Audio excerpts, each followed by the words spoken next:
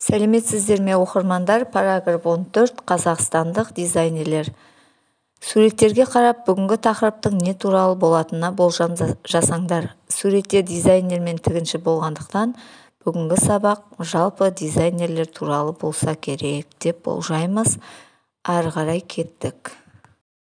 Екінші тапсырма оқылым. Мәтінді оқыңдар, сұрақтарға жауап бере отырып, ойларыңды ортаға салыңдар. Қазақстандық дизайнерлер қазіргі таңда биік жетістіктерге жетті.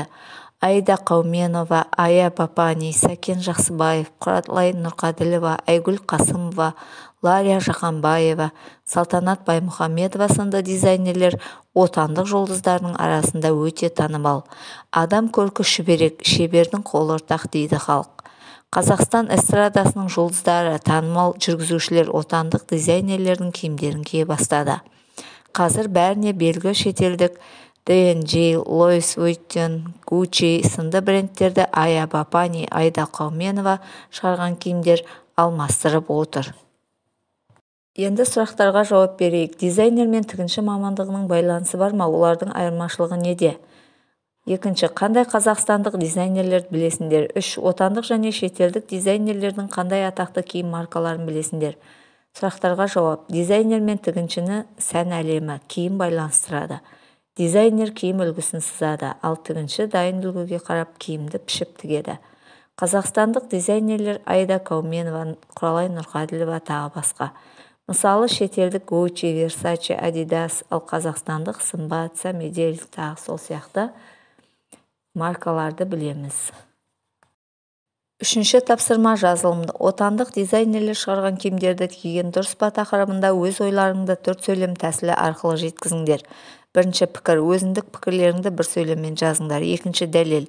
Өз пікірлеріңді бір сөйлеммен дәлелдеңдер. Үшінші мысал. Пікірлеріңді өмірмен байланыстырып мысал келтіріңдер. Төртінші қорытынды. Тақырып бойынша қорытынды шығарыңдар.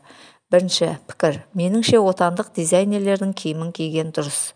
Екінші, себебі отандық дизайнерлеріміздің киімін сатып алу арқылы біз өз отандастарымыздың кәсібіне қолдау көрсете аламыз. Үшінші, отандық дизайнерлердің киімі қаншалықты өтімді болса, кәсібі де табысты болады. Төртінші, мысалы мен Аида Қауменованың дүкенінен киім аламын.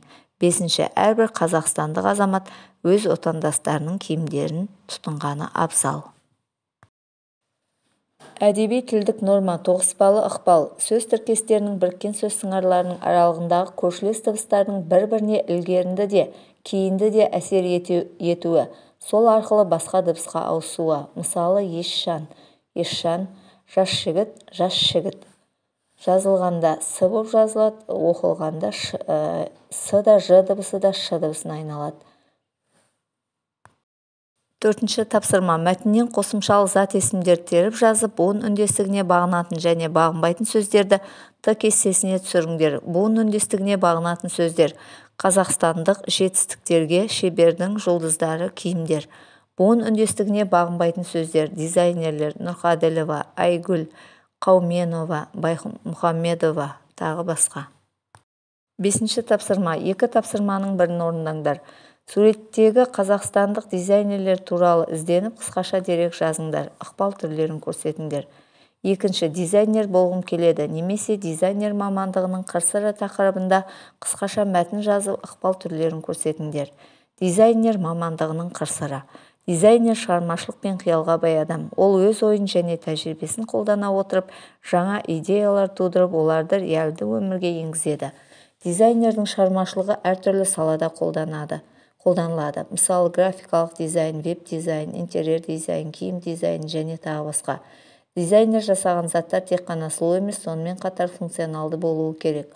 Ол қолданушының қажеттіліктерін ескере отырып, заттың қолданылуын жеңілдетіп, оның қолдану тәжірибесін жақсартады.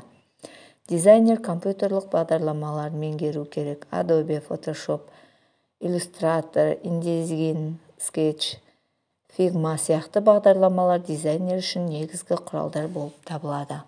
Мұнда ықпал түрлерінен кейінді ықпал, шығармашылығы деген сөзге тәуелдік жалғауын, шығармашылық сөзіне тәуелдік жалғауының үшінші жағы жалғау жалғанған кезде қ дыбысы ғ дыбысына өзгеріп тұр. Мұнда қарамен көрсетіліп тұр. Мұнда басқа ықпал түрлерінен мысалдар кездеспейді.